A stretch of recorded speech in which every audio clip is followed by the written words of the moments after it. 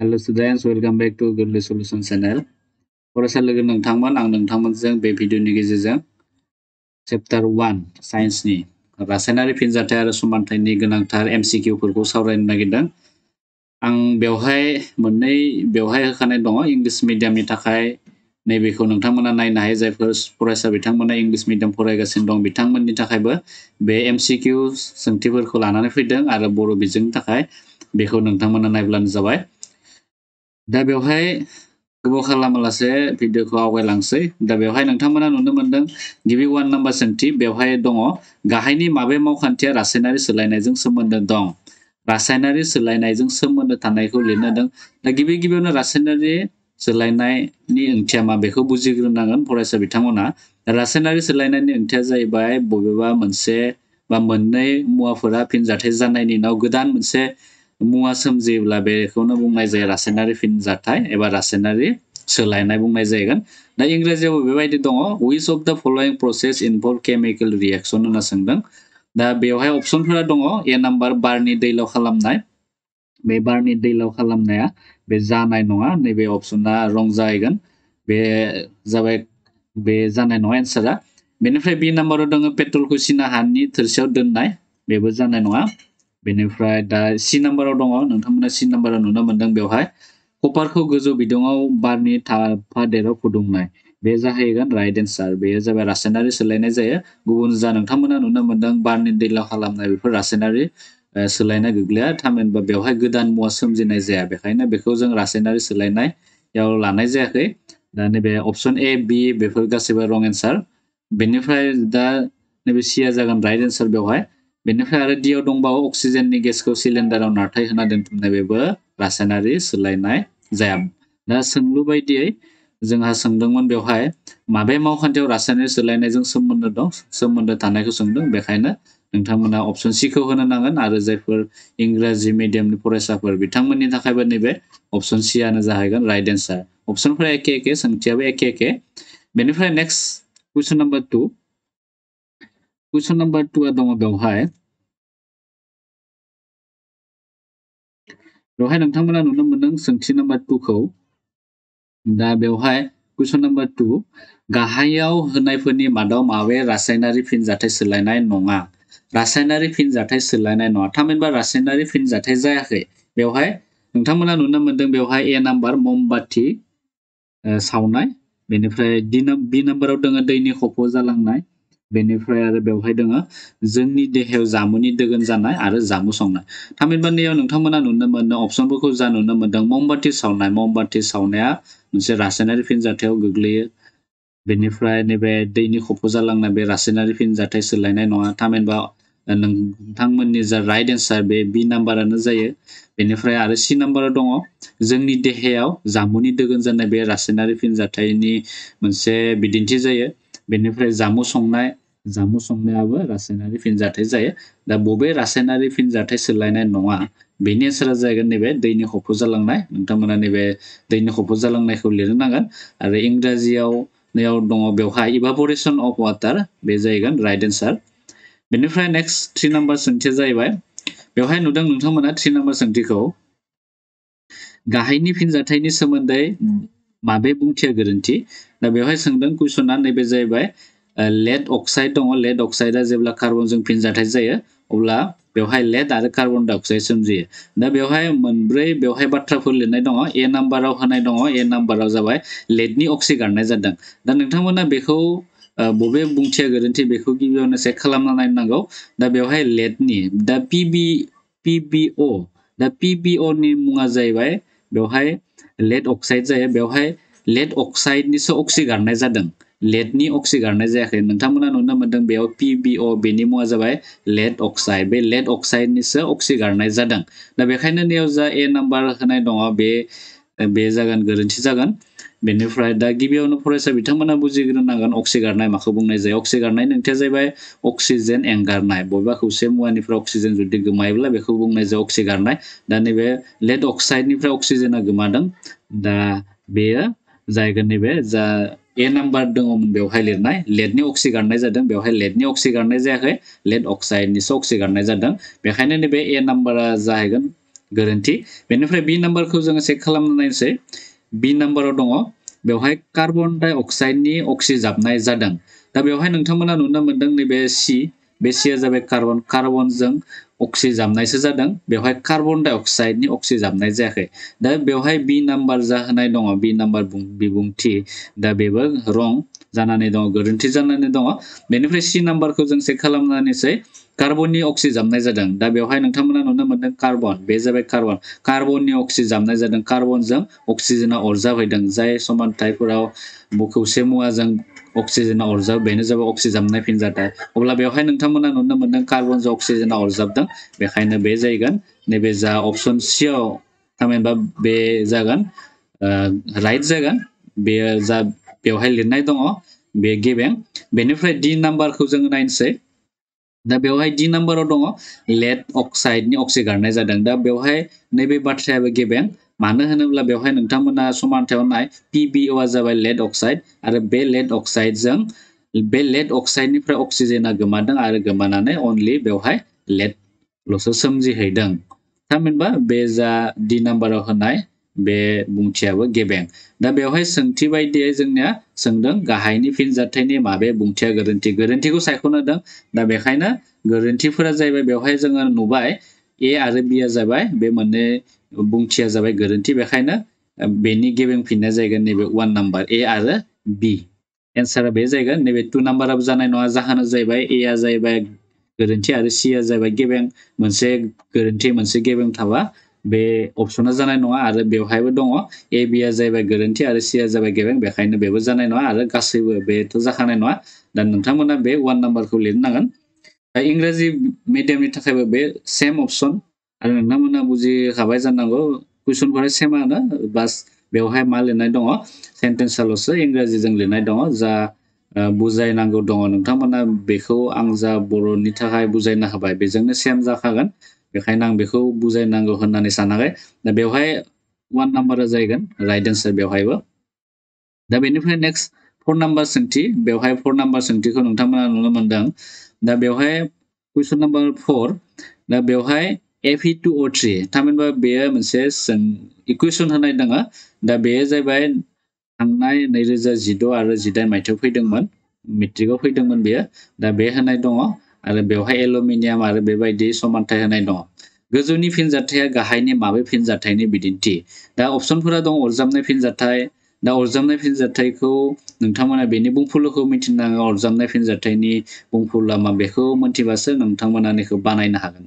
दा अरजाबनाय फिनजाथाय माने बेवहाय मोननै अरजाबग्रा खौसे मुवा थायो मोननै अरजाबग्राफोरा जेब्ला फिनजाथाय जानायनि उनाव मोनसेल' फिनजाथाय मुवा सोमजियोब्ला बेखौनो अरजाबनाय फिनजाथाय बुंनाय जायो दा नैबेथ' बेवहाय जों नुनो मोनदों समानथायाव बेवहाय मोननै मा दङ फिनजाग्रा मुवा दङ आरो फिनजाग्रा मुवाफोरा फिनजाथाय जानायनि उनाव बे सोमजिदों थामहिनबा मोनसेल' फिनजाथाय मुवा सोमजियाखै बेखायनो बे अरजाबनाय फिनजाथाय मालाबाबो जानाय नङा बेनिफ्राय नेक्स्ट नैफान जायखारनाय फिनजाथाय बेनि बुंफुरलुखौ हाननांगोन नैफान जायखारनाय फिनजाथायनि बुंफुरलुआ जाहैबाय बिसोरनि खौसे मुवाफोरनि गेजेराव आयननि सोलाय सोल' जायो बेखौनो नैफान जायखारनाय बुंनाय जायो दा बेवहाय नोंथांमोना नुनो मोनदों बेवहाय आयननि जेबो सोलाय सोल' जायाखै दा बेखायनो बेबो गोरोन्थि जाहैगोन आरो बेवहाय नोंथांमोना बायस्रानाय फिनजाथाय नुनो मोनदों बायस्रानाय फिनजाथायनि बुंफुरलुआ माबायदि जायोमोन डिकम्प'जिसन रिएक्सन इंराजियाव बुङो दा डिकम्प'जिसन रिएक्सननि मिनिंआ जाहैबाय मोनसेल' मा थागोन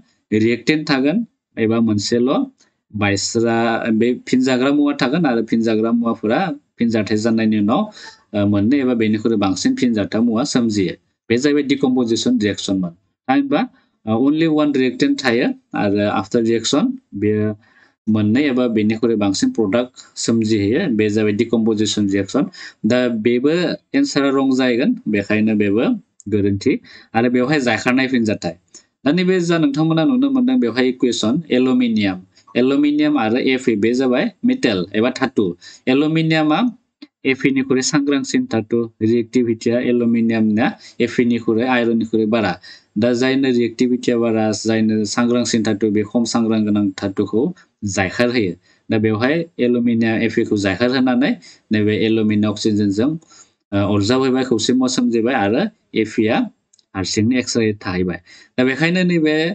जोङो समानथायखौ जायखारनाय फिनजाथायनि बिदिन्थि होननानै बुंनो हायो। दा बेखायनो एन्सारा जागोन नैबे अप्शन डि। बे जाहैबाय डिसप्लेसमेन्ट रिएक्शन। बेनिफ्राय नेक्स्ट सोंलुआ जाहैबाय कुइसन नम्बर 5। दा बेवहाय नोंथांमोना नुनो मोनदों सोंथि 5 खौ हाइड्रक्लरिक एसिडखौ सोरनि गुन्द्रायाव होदेरोब्ला मा जायो गेबें फिननायखौ सायख'। बे जाबाय एसएसएलसि 2017 आव फैदोंमोन।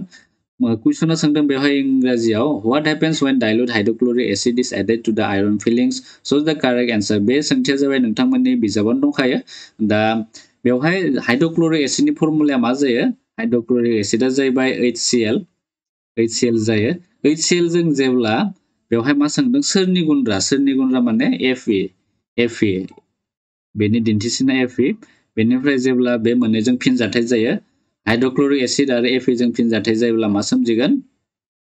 Fe सोमजिगोन। Fe बेनिफ्राय Cl2 प्लास H2 सोमजिगोन। बे जाहैबाय समानथाय। दा जोङो नै समानथायखौ लिरना लाबाय गोजौनि नैबे जा बाथ्रा बेनिफ्राय जों समानथायखौ लिरनानै लानो हायो। जेब्ला हाइड्रक्लरिक एसिडआ सोरनि गुन्द्रामाजों फिनजाथाय सोरनि बे आयरनजों फिनजाथाय जायोब्ला अब्ला बे सोमजिगोन आयरन क्लराइड आरो हाइड्रोजेन गेस। दा अपसनफोरनि मादाव जोङो नैबे अपसन ए खौनो बेवहाय नुनो मोनदों। अपसन ए आनो जाहैबाय correct answer. Hydrogen gas and iron chloride are produced. दा बे जागोन। बेनिफ्राय नेक्स्ट सोंलुआ जाहैबाय कुइसन नम्बर 6। बेवहाय सोंथिया सोंदों कुइसन नम्बर 6आ गाहायनि माबे महरारि सोलायनाय नङा? महरारि सोलायनाय नङा। दा महरारि सोलायनायखौ बुजिग्रोनांगोन नोंथांमोना। महरारि सोलायनायाव जाहैबाय बेनि महरा बा फिनजाथाय जानायनि उनाव गुबुन माबा मोनसे जों गोदान मुवा मोननाय जाया। थामहिनबा बेनो महरा बेनो थाहैफिनो। दा महरा बे जाहैबाय अपसन ए आव नोंथांमोना नुनो मोनदों दै सोमजिना बरफनि गलिनाय। थामहिनबा दैयाबो मोनसे माने बेवहाय दैया मोनथाम थाथायाव थानो हायो। लाव गथा आरो गेस अबस्थायाव थानो हायो। दा नैबेयाव नोंथांमोना नुनो मोनदों बरफाबो दैनिनो मोनसे महर आरो दैखौथ' जों इउज खालामखाबाय थायो। दा बेवहाय जेबो महरारि थामहिनबा बे महरारि सोलायनायसो जादों। बेवहाय रासायनारि सोलायनाय जायाखै।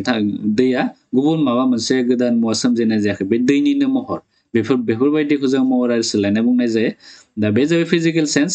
ए नाम्बाराव दङ melting of ice to give water. दा बेवहाय बबे नङा बेखौसो मा खालामनो होदों सायख'नो होदों। दा बेयो नैबे महरारि सोलायनाय जायो अपसन ए आ। बेनिफ्राय दैयाव संख्रिनि गलिनाय। दा बि नाम्बाराव दङ 6नि बिया जाबाय दैयाव संख्रिनि गलिनाय। दा बे जाहैगोन बेबो महरारि सोलायनाय जायो दैयाव संख्रिनि गलिनाय। एलपिजिनि खामनाय लिकुइड पेट्रलियाम गेसनि खामनाय बे जाहैबाय बेवहाय जोङो जेब्ला एलपिजिखौ जोङो सावो अब्ला गोदान जोङो मा मोननाय जायो एनार्जि बा सक्ति जोङो मोननाय जायो। दा बेवहाय नैबे जाहैगोन रासायनारि सोलायनाय जादों बेयो। दा नोंथांमोना नैबे एलपिजिखौनो होनो नांगोन बेवहाय। बे एलपिजिनि खामनाय बे जाहैबाय महरारि सोलायनाय नङा। Combustion of liquefied petroleum gas बे जागोन राइट एन्सार। बेनिफ्राय दैखौ फुदुंना खफ' जाहोनाय boiling of water to give water vapour बे जाहैबाय महरारि सोलायनाय। दा सोंथियाव सोंदों महरारि सोलायनाय नङैखौ सोंदों। दा नैबे जाहैगोन एलपिजिनि खामनाय। बेनिफ्राय नेक्स्ट सोंथिया जाहैबाय कुइसन नाम्बार 7। बेवहाय सोंदों सुनैया दैजों फिनजाथाय जानाया मोनसे बायस्रानाय फिनजाथाय, जायखानाय फिनजाथाय, नैफान जायखानाय फिनजाथाय, दाजाबनाय फिनजाथाय। The reaction of lime with water is a decomposition reaction, displacement, double displacement reaction and combination reaction. दा बेवहाय जोङो जेब्ला नोंथांमोना गावबा गावनि बिजाब फरायनो नायगोन अब्ला जोङो मोनदोंमोन जे सुनैखौ जोङो बेखौ जोङो दिन्थिनो हायो। केलसियाम सुनैनि केलसियाम अक्साइड केमिकेल फर्मुला सुनैनि केमिकेल फर्मुलाया जाहैबाय केलसियाम अक्साइड CaO। बेनिफ्राय बेवहाय दोङो जेब्ला केलसियाम अक्साइडआ दैजों फिनजाथाय जायो H2O। जेब्ला दैजों फिनजाथाय जायो अब्ला जोङो मा मोनदोंमोन बिथिंजाय जोङो मोनदोंमोन केलसियाम हाइड्रक्साइड Ca बिथिंजाय मोनदों OH2। थामहिनबा बेवहाय नोंथांमोना नुनो मोनदों CaO आरो H2O बेवहाय मोननै फिनजाग्रा मुवा दङ। जेब्ला मोननै फिनजाग्रा मुवाफोरा फिनजाथाय जानायनि उनाव मोनसेल' फिनजाथाय मुवा सोमजिदों बेवहाय। स' बेखायनो बेयो जाहैगोन मोनसेल' जुदि फिनजाथाय मुवा सोमजियोब्ला अब्ला बेबायदि फिनजाथायखौ जोङो बुंनाय जायो नैबे दाजाबनाय फिनजाथाय जागोन अप्शन डि बायस्रानाय फिनजाथायबो जानाय नङा जायखारनायथ' जाखाया बेयो नैफान जायखारनायबो जानाय नङा बे जाहैगोन अप्शन डि आ जाहैगोन दाजाबनाय फिनजाथाय कम्बाइनेसन रिएक्शन जाहैगोन बेनिफ्राय नेक्स्ट सोंथिया जाहैबाय